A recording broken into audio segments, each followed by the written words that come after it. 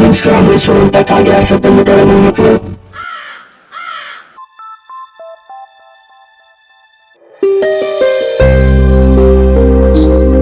ನಮಸ್ಕಾರ, ನಾನು ನಿಮ್ಮ ಆಟೋ ರಾಜ ಅಂತ. ಸೊ ಆ ಥರ ಕ್ಯಾರೆಕ್ಟರ್ಗಳು ಮಾಡ್ತಾ ಇದ್ದೆ. ಆಮೇಲೆ ಕನ್ವಲ್ಲಾಲ್ ಟೋಪಿವಾಲಾ ಅಂತ ಎಲ್ಲ ಮಾಡ್ತಾ ಇದ್ದೆ. ಆ ಥರ ಮಾಡಿ ಮಾಡಿ ಬ್ಲೇಡ್ ರಾಜ ಅಂತ ಒಂದು ಶೋ ಕೊಟ್ಟರು. ಆ ಕಾರ್ಯಕ್ರಮ ಮಾಡ್ತಾ ಇದ್ದೆ. ಅದೇ ಥರ ಮಾಡಿ ಮಾಡಿ ಮಾಡಿ ಮಾಡಿ ನಮಸ್ಕಾರ ಮೈಸೂರು ಅಂತ ಒಂದು ಕಾರ್ಯಕ್ರಮ ಫಿಕ್ಸ್ ಆಯಿತು ನನಗೆ. ಅದು ಬ್ರೇಕ್ಫಾಸ್ಟ್ ಶೋ. ಸೊ ಅದರಲ್ಲಿ ಒಬ್ರು ವೇಕಪ್ ಕಾಲ್ ಅಂತ ಮಾಡ್ತಾ ಇದ್ರು. ಅಂದ್ರೆ ಫೋನ್ ಮಾಡಿ ಸುಮ್ಮನೆ ಜಸ್ಟ್ ವಿಶ್ವರ ಏನ್ ಮಾಡ್ತಾ ಇದ್ದೀರಾ, ಇನ್ನ ಮಲಗಿದ್ದೀರಾ, ಓಕೆ ಎದೇಳ್ರಿ ಅಂತ ಸುಮ್ಮನೆ ಒಂದು ಸ್ವಲ್ಪ ರೇಗಿಸ್ಬಿಟ್ಟು ಎದ್ದೇಳಿಸ್ಬಿಟ್ಟು ಒಂದು ಗುಡ್ ಮಾರ್ನಿಂಗ್ ಹೇಳಂಗೆ ಒಂದು ವೇಕಪ್ ಕಾಲ್ ಅಂತ ಒಂದು ಇದು ಮಾಡ್ತಾ ಇದ್ರು. ಬಟ್ ನಾನು ನಮ್ಮ ಸ್ಟೈಲಲ್ಲಿ ಏನಾದ್ರು ಮಾಡ್ಬೇಕಲ್ಲ ಪ್ರೋಗ್ರಾಮ್ನ. ನಾವು ಅದು ವೇಕಪ್ ಕಾಲ್ನೇ ಕಲರ್ ಕಾಗೆ ಅಂತ ಮಾಡಿದ್ವಿ. ಸೊ ಕಲರ್ ಕಾಗೆ ಮಾಡಿದ್ಮೇಲೆ ಸೊ ಅದು ಹಿಟ್ ಆಯಿತು. ಜನರೆಲ್ಲ ಕೇಳಿ ಎಂಜಾಯ್ ಮಾಡಿ ಅದು ತುಂಬ ಜನಕ್ಕೆ ವಾಟ್ಸಪ್ ತುಂಬ ಅವಾಗ ಬಂದ್ಬಿಡ್ತಲ್ಲ, ಸಿಕ್ಕಾಪಟ್ಟೆ ಶೇರ್ ಆಗಿ. ಸೊ ಅದೇನಾಯ್ತು, ನೆಕ್ಸ್ಟ್ ಲೆವೆಲ್ಗೆ ಏನಾಯ್ತು ಅಂತಂದ್ರೆ ನಮ್ಮ CD ಮಾಡೋಣ ಅಂತ ಒಂದು ಪ್ಲಾನ್ ಮಾಡಿದ್ವಿ. ಎಲ್ಲ ಜನ ಎಲ್ಲ ಬಂದು ಕೇಳ್ತಾ ಇದ್ರು ನಮಗೆ, ಸರ್ ಇದು ಕ್ಲಿಪ್ ಕೊಡಿ, CD ಕೊಡಿ, ಪೆನ್ಡ್ರೈವ್ ಎಲ್ಲ ಕೊಡಿ, ಪೆನ್ಡ್ರೈವ್ ಇರಲಿಲ್ಲ ಸಾರಿ, CD ಕೊಡಿ ಅಂತ ಕೇಳ್ತಾ ಇದ್ರು. ನಾವು ಯಾಕೆ ಇದನ್ನೊಂದು CD ಮಾಡಬಾರ್ದು ಅಂತ ಹೇಳ್ಬಿಟ್ಟು ಫಸ್ಟು ಒಂದು CD ಮಾಡಿದ್ವಿ. ಹಾಗೆಲ್ಲ ನಮ್ಮ ಶರಣ್ ಅವರು ಎಲ್ಲ ಇಂಡಸ್ಟ್ರಿಯವರೆಲ್ಲ ಬಂದು ಸಿಕ್ಕಾಪಟ್ಟೆ ಸಗದ ಕ್ಲಿಕ್ ಆಗೋಯ್ತು ಅದು CD. ನಮ್ಮ ಕೃಷ್ಣೇಗೌಡರು ಎಲ್ಲ ತುಂಬ ಚೆನ್ನಾಗಿ ಅದ್ಭುತವಾಗಿ ಒಂದು ಕಾರ್ಯಕ್ರಮ ಮಾಡಿ CD 1 ವಾಲ್ಯೂಮ್ 2 ಎಲ್ಲ ಮಾಡಿದ್ವಿ. ಸೊ ವಾಲ್ಯೂಮ್ 2 ಮಾಡಿದ್ಮೇಲೆ ವಾಟ್ ನೆಕ್ಸ್ಟ್ ಅಂತ ಬಂತು. ಇನ್ನು ನೆಕ್ಸ್ಟ್ ಮಾಡ್ತಾ ಇದ್ವಿ. ಇದುವರೆಗೂ ನಾನು ಸುಮಾರು ಇಲ್ಲ ಅಂತಂದ್ರೆ ಒಂದು 7,000-8,000 ಪ್ರ್ಯಾಂಕ್ ಮಾಡಿರ್ತೀನಿ ಕನ್ನಡದಲ್ಲೇ. ಮಾಡ್ತಾ ಇದ್ವಲ್ಲ, ನೆಕ್ಸ್ಟ್ ಲೆವೆಲ್ ಏನಾದ್ರು ಮಾಡೋಣ ಅಂತ ಅಂದ್ಬಿಟ್ಟು ಇದನ್ನ ಒಂದು ಆ್ಯಪ್ ಮಾಡಬಾರ್ದು ಅಂತ ನಾವು ಐಡಿಯಾ ಮಾಡಿದ್ವಿ. ಕಲರ್ ಕಾಗೆ ಆ್ಯಪ್. ಯಾಕೆ ಇದನ್ನ ಒಂದು ಆ್ಯಪ್ ಮಾಡಬಾರ್ದು ಅಂತ ನಾವೆಲ್ಲ ಸ್ವಲ್ಪ ಥಿಂಕ್ ಮಾಡಿ. ಯಾಕಂದ್ರೆ ಅದ್ರಿಗೆ CD ಅಂತ ಅಂದ್ರೆ ಅದು ಒಂದಷ್ಟು ಕಾರಲ್ಲಿ ಹೋಗೋರು ಮಾತ್ರ ಕೇಳ್ಬೋದು, ಆಮೇಲೆ ಕೇಳಕ್ಕಾಗಲ್ಲ. ವಾಲ್ಯೂಮ್ 1 ಆಯ್ತು 2 ಆಯ್ತು, ಏನಾದ್ರು ಒಂದು ಡಿಫ್ರೆಂಟ್ ಆಗಿ ಮಾಡೋಣ ಅಂತ ಆ್ಯಪ್ ಮಾಡೋಣ ಅಂತ ಡಿಸೈಡ್ ಮಾಡಿ ಎಲ್ಲ ಪ್ಲಾನ್ ಎಲ್ಲ ಆಯ್ತು. ಯಾಕೆ ಲಾಂಚ್ ಮಾಡಿಸೋದು ಅಂತ ಎಲ್ಲ ಯೋಚನೆ ಮಾಡ್ತಾ ಇರ್ಬೇಕಾದ್ರೆ ನಮಗೆ ಒಂದ್ಸಲ ಒಂದು ಪ್ರ್ಯಾಂಕ್ ಮಾಡ್ತೀನಿ ನಾನು. ಯಾರಿಗಂತಂದ್ರೆ ನಮ್ಮ ಅಪ್ಪು ಸರ್ ಇದಾರಲ್ಲ, ಅಪ್ಪು ಸರ್ ಅವರ ತುಂಬಾ ಹತ್ರದ ಒಬ್ಬ ಫ್ರೆಂಡು ನೀಲ್ಕಂಠ ಅಂತ ಒಬ್ರಿದ್ದಾರೆ. ನೀವೆಲ್ಲ ನೋಡಿರ್ತೀರ ಅವ್ರನ್ನ, ನೀಲ್ಕಂಠಕ್ಕೆ ಕಾಗೆ ಆರಿಸ್ಬೇಕು ಅಂತ ಒಂದು ಸಿನಿಮಾ ಪ್ರೊಡ್ಯೂಸರ್ ನನಗೆ ಒಂದ್ಸಲ ಫೋನ್ ಮಾಡ್ತಾರೆ. ಆ ಫೋನ್ ಮಾಡಿದಾಗ ನೀಲ್ಕಂಠಗೆ ಭರ್ಜರಿಗೆ ಟ್ರ್ಯಾಕ್ ಮಾಡ್ಬಿಡ್ತೀನಿ. ಅಪ್ಪು ಸರ್ ಬರ್ತಾರೆ ಇನ್ನೊಂದು ದಿವಸನೇ ಚಕ್ರವ್ಯೂಹ ಸಿನಿಮಾ ಟೈಮಲ್ಲಿ ಪ್ರ್ಯಾಂಕ್ ಮಾಡಿ ನಿಜವಾಗ್ಲೂ ಅದು ಹೆಂಗಾಗ್ಬಿಡ್ತು ಅಂತಂದ್ರೆ ನೀವು ನಂಬಲ್ಲ. ನನ್ನ ಹತ್ರ ಆಡಿಯೋನು ಇದೆ ಇವತ್ಗೂ. ಆ ಪ್ರ್ಯಾಂಕ್ ಕೇಳ್ಬಿಟ್ಟು ಅಪ್ಪು ಸರಿ ನಮ್ಗೆ ಫೋನ್ ಮಾಡಿದ್ರು. ಭಾರಿ ಚೆನ್ನಾಗಿ ನಿಜವಾಗ್ಲೂ ಇವತ್ತಿಗೂ ಒಂಥರ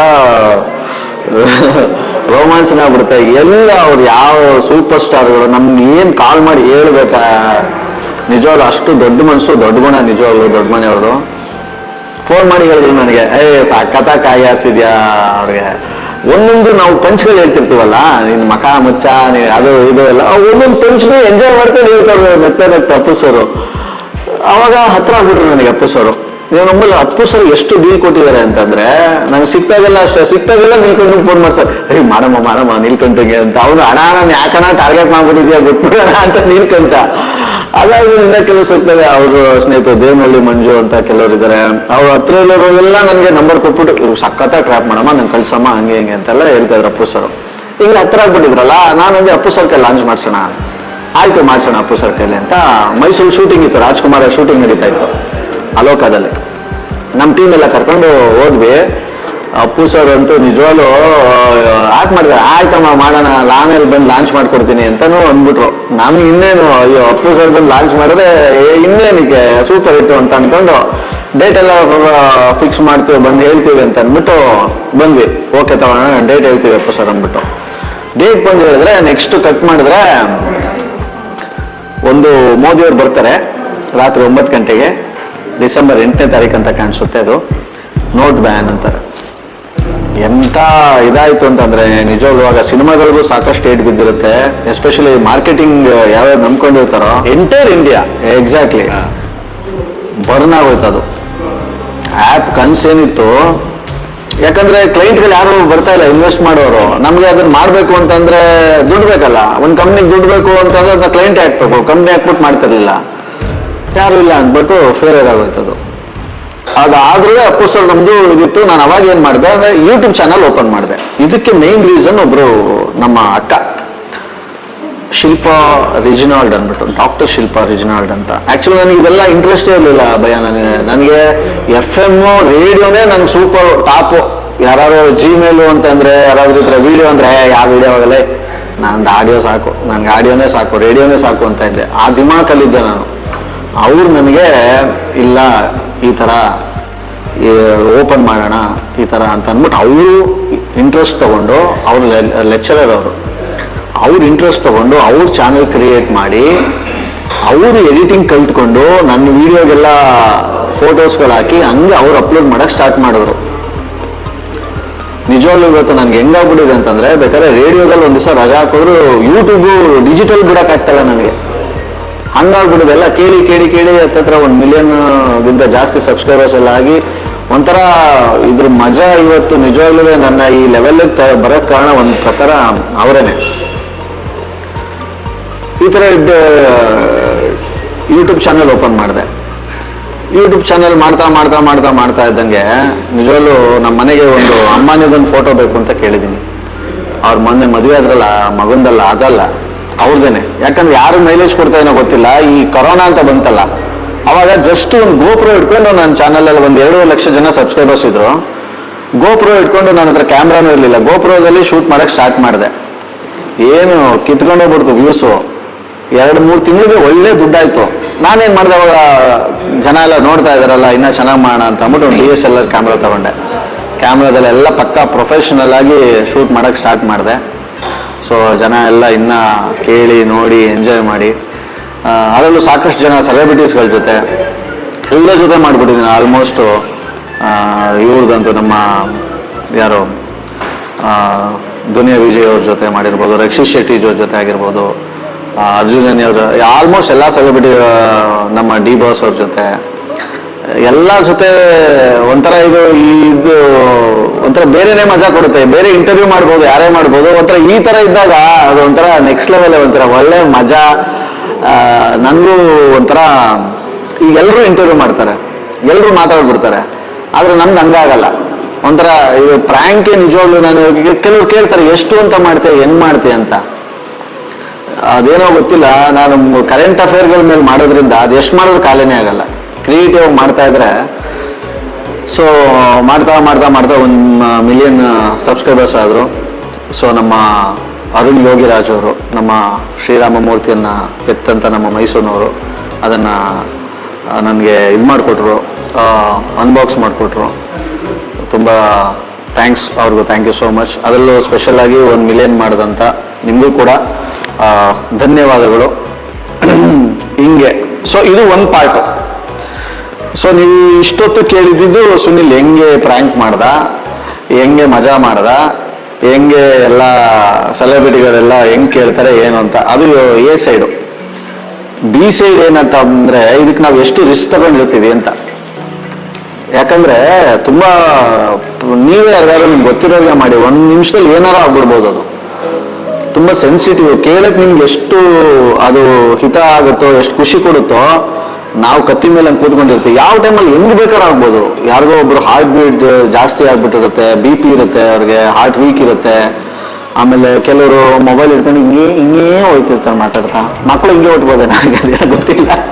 ದಯವಿಟ್ಟು ಹತ್ರ ಯೂಸ್ ಮಾಡಬೇಡಿ ಮೊಬೈಲ್ನ. ಮಾತಾಡ್ತಿರ್ತಾರೆ. ನಾವು ಅದನ್ನೆಲ್ಲ ಗಮನಿಸ್ಕೊಂಡು ಪ್ರ್ಯಾಂಕ್ ಅಂತಂದ್ರೆ ತುಂಬಾ ಈಸಿಯಾಗಿ ಕೆಲಸನೇ ಅಲ್ಲ ಅದು. ಅವ್ರು ಮಾಡೋರಿಗೆ ಅದ್ರ ಕಷ್ಟ ಅದು ಗೊತ್ತಿರುತ್ತೆ. ಅದನ್ನೆಲ್ಲ ಅಬ್ಸರ್ವ್ ಮಾಡಬೇಕು. ದಯವಿಟ್ಟು ನೀವು ಪ್ರ್ಯಾಂಕ್ ಮಾಡ್ತಾ ಇದ್ರೆ ಮಾಡಬೇಕು ಅಂತ ಅನ್ಕೊಂಡಿದ್ರಿ. ಈ ತರ ನಾನು ರಿಕ್ವೆಸ್ಟ್ ಮಾಡೋದೇನಪ್ಪ ಅಂತಾರೆ, ಸಾಕಷ್ಟು ವಿಚಾರಗಳನ್ನ ನಾವು ಗಮನಿಸ್ಬೇಕು. ಇವತ್ತಿನ ದಿವಸ, ಇವತ್ತಿನ ಒಂದು ಪರಿಸ್ಥಿತಿನಲ್ಲಿ ಒಂದು ಮಾತಾಡಿದ್ರೆ ಮಾತೇ ಮುತ್ತು, ಮಾತೇ ಮೃತ್ಯು ಅಂತ ಹೇಳ್ತಾರೆ.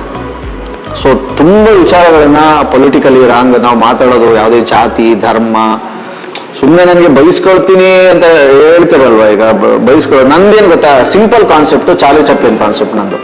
ನಾನು ಯಾರಿಗೋ ಇನ್ನೊಬ್ರಿಗೆ ಹರ್ಟ್ ಮಾಡಿ ಇನ್ನೊಬ್ರಿಗೆ ಬೈದು ನಾನು ಮಜಾ ತಗೊಳಕ್ ನನಗೆ ಇಷ್ಟನೂ ಇಲ್ಲ, ಬೇಡ ನನಗದು. ನನಗೆ ಬೈದವರು ದೊಡ್ಡವರಾಗ್ಬಿಡೋ ಬೈಸ್ಕೊಂಡು ನಾವೇನು ಚಿಕ್ಕವರು ಆಗಲ್ಲ, ಜನಗಳಿಗೆ ಯಾರ್ಯಾರು ಹೆಂಗೆ ಅಂತ ಗೊತ್ತಿರುತ್ತೆ. ಸೊ ನನ್ನ ಮೇಲೆ ನಾನು ಕಾಮಿಡಿ ಮಾಡ್ಕೊಂಡ್ಬಿಡ್ತೀನಿ. ಅದು ಒಂಥರ ಏನಂತಾರೆ ಹೆಲ್ತಿ ವಿಚಾರ. ಏನಾದರೂ ನಾವು ಅನುಭವಿಸೋಣ ಅಂತ. ಸೊ ಈ ಥರ ರಿಸ್ಕ್ಗಳು ಒಂದ್ಸಲ ಏನಾಯ್ತು ಅಂತಂದ್ರೆ, ಆಗ ಹೊಸ್ತು ಒಂದು 500-600 ಪ್ರ್ಯಾಂಕ್ ಮಾಡಿದೆ ಅಂತ ಕಾಣಿಸುತ್ತೆ. ಆಗ ಲೈವ್ ಮಾಡ್ತಾ ಇದ್ದೆ ರೇಡಿಯೋನಲ್ಲಿ ನಾನು ಪ್ರ್ಯಾಂಕು. ಹಿಂಗೆ ಯಾವುದೋ ರಂಜಾನ್ ಟೈಮು, ನಾನು ಆಗ್ಲೇ ಹೇಳಿದ್ನಲ್ಲ, ನಾನು ಪ್ರ್ಯಾಂಕ್ ಮಾಡಿದ್ರೆ ಆ ಟೈಮಲ್ಲಿ ಈಗ ಆಷಾಢ ಅಂತ ಅಂದರೆ ಆಷಾಢದ ಮೇಲೆ ನಾನು ಪ್ರ್ಯಾಂಕ್ ಮಾಡೋದು. ಆ ಥರ ರಂಜಾನ್ ಟೈಮಲ್ಲಿ ಯಾರೊಬ್ರು ನಂಬರ್ ಕಳಿಸಿದ್ರು. ಯಾರೋ ಅವ್ರ ಕಸ್ಟಮ್ ಸೂಪರ್ಡೆಂಟು ಅಂತ ಅಂದ್ಬಿಟ್ಟು ನಂಬರ್ ಕಳಿಸಿದ್ರು. ನಮಗೆ ಒಂಥರ ಅವಾಗ ಸಿಕ್ಕಾಪಟ್ಟೆ ಜೋಶು. ಈ ಪೊಲೀಸು, ಲಾಯರು, ಅವರು ಇವರು ಅಂತ ಅಂದ್ರೆ ಆ ಥರದವರೇ ಹುಡುಕ್ಬಿಟ್ಟು ಮಾಡ್ತಾ ಇದ್ದೆ ನಾನು. ವಸ್ತ್ರಲ್ಲಲ್ವಾ, ಗೋಣಿಚೆ ಎತ್ತೆತ್ತು ಒಗಿತಿದ್ದಂತಲ್ಲ, ಹಂಗೆ ಕಸ್ಟಮ್ ಸೂಪರ್ಡೆಂಟಾ ಸರಿ ಅಂತ ಅಂದ್ಬಿಟ್ಟು ಮಾಡೋಣ ಅಂತ ಅಂದ್ಬಿಟ್ಟು ಫೋನ್ ಮಾಡಿದೆ. ಈಗ ನಮ್ಮ ಭಯ್ಯ ಮಾತಾಡ್ತಾರಲ್ಲ ಆ ಥರ ನಾನು ಹೇಳ್ತಿರೋದು, ಇದು ಒಂದು 12-13 ವರ್ಷ ಆಗಿರ್ಬೋದು ಭಯ್ಯ ಈ ಇನ್ಸಿಡೆಂಟ್ ನಡೆದು. ಸ್ಟಾರ್ಟಿಂಗ್ ಡೇಸು ಅವರು ಬಾಲು ಅಂತ ಅಂದ್ಬಿಟ್ಟು ಅವರು ಕಸ್ಟಮ್ ಸೂಪರ್ಡೆಂಟು, ಬಾಲು ಅವ್ರಿಗೆ ಕಾಗೆ ಹಾರಿಸಿ ಅಂತ ಮೆಸೇಜ್ ಕಳಿಸೋರು ಮಾತ್ರ ನಾವು ಮಾಡೋದು. ಈಗಲೂ ಅಷ್ಟೇ, ನಾನೇ ಫೋನ್ ಮಾಡ್ಬಿಟ್ಟು ಯಾರಿಗೂ ನಂಬರ್ ಮೆಸೇಜ್ ಕಳಿಸಿರ್ತಾರೆ ಅದಕ್ಕೆ ಮಾಡ್ತೀನಿ. ಬಾಲು ಅಂದ್ಬಿಟ್ಟು ಕಸ್ಟಮ್ ಸೂಪರ್ಡೆಂಟ್ ಅವ್ರಿಗೆ ಕಾಗೆ ಹಾರಿಸಿ ಅಂತ. ಸರಿ, ಬಾಲು ಫೋನ್ ಮಾಡಿದೆ. ಆಗ ರಂಜಾನ್ ಇತ್ತಲ್ವಾ, ನಾವು ಈ ಮುಸ್ಲಿಂ ಕನ್ನಡ ಹೆಂಗೆ ಮಾತಾಡ್ತಾರೆ ಆ ಥರ ಫೋನ್ ಮಾಡಿಬಿಟ್ಟು, ಹಲೋ ಯಾರು ಇದು ಬಾಲು ಅವರು ಅಂತ. ಅವರು ತಮಿಳಿಯನು. ಆಕ್ಚುಲಿ ಫಸ್ಟ್ ಏನಾಯ್ತು ಅಂತಂದ್ರೆ, ಆ ಪ್ರ್ಯಾಂಕ್ ಅಷ್ಟೊಂದು ಭರ್ಜರಿಯಾಗಿ, ಅಷ್ಟೊಂದು ನಾನು ತುಂಬಾ ಈ ಒಳಗೆ ಇನ್ಕ್ಲೂಡ್ ಮಾಡ್ತಾರೆ ಅಂತಾರಲ್ಲ ಆ ಥರ ಮಾಡೋ ಕಾರಣ ಕಸ್ಟಮ್ ಸೂಪರ್ಡೆಂಟು ಅಂತ ಇತ್ತು. ಒಬ್ಬ ಗೌರ್ಮೆಂಟ್ ಅಫಿಷಿಯಲು ಒಂದು ಫೋನ್ ನಂಬರ್ನ ಕಾಲರ್ ಟೋನ್ ಹೆಂಗೆ ಇಟ್ಕೋಬಹುದು? ಏನು ಇಟ್ಕೋತಾರೆ? ಏನೋ ಇನ್ನೊಂದು ರಿಂಗಿಂಗ್ ಸೌಂಡ್ ಇಟ್ಕೋತಾರೆ, ಅಥವಾ ಏನೋ ಒಂದು ದೇವ್ರದ್ದು ಯಾವುದೋ ಇಟ್ಕೋತಾರೆ ಡೀಸೆಂಟ್ ಆಗಿ.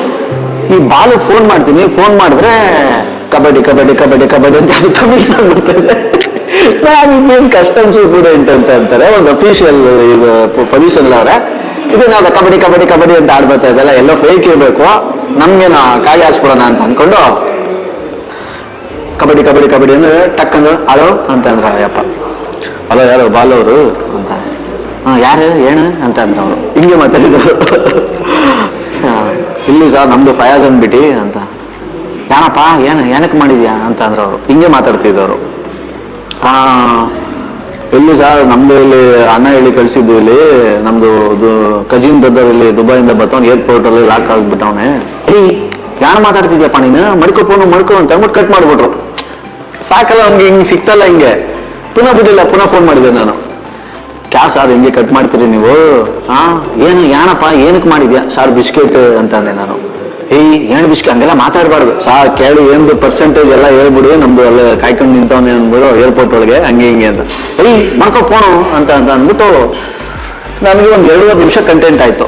ನಾವು ರೇಡಿಯೋ ಪ್ರ್ಯಾಂಕ್ ಮಾಡಿದ್ರೆ ಒಂದು 2.5 ನಿಮಿಷ 3 ನಿಮಿಷ ಅಷ್ಟೇ ಹಾಕೋದು. ಕಟ್ ಆಗೋಯ್ತಾ, ನಾನು ಆನೇರ್ ಹಾಕ್ಬಿಟ್ಟೆ. ಆನೇರ್ ಆಗೋಯ್ತು, ಶೋನು ಆಗೋಯ್ತು. ನಾನು ಯಾವಾಗಲೂ ಶೋ ಮುಗಿಸ್ಕೊಂಡೆ ತಿಂಡಿ ತಿನ್ನೋದು. ಊರೊಳಗೆಲ್ಲ ತಿಂಡಿ ಮಾಡಿಸ್ಬಿಟ್ಟು ನಾವು ಗ್ಯಾಸ್ಟ್ರಿಕ್ ಬರ್ಸ್ಕೊಂಡು ಆಮೇಲೆ ತಿಂಡಿ ತಿನ್ನೋದು. ಶೋಗಂತ ಶೋ ಮುಗೀತು, ತಿಂಡಿ ತಿನ್ನೋ ಅಂತ ಹೊರಗಡೆ ಬಂದೆ. ರಿಸೆಪ್ಷನ್ ಒಬ್ಬ ಕೂತವನೆ, ನಿಮ್ ಥರನೇ ಇದ್ರು.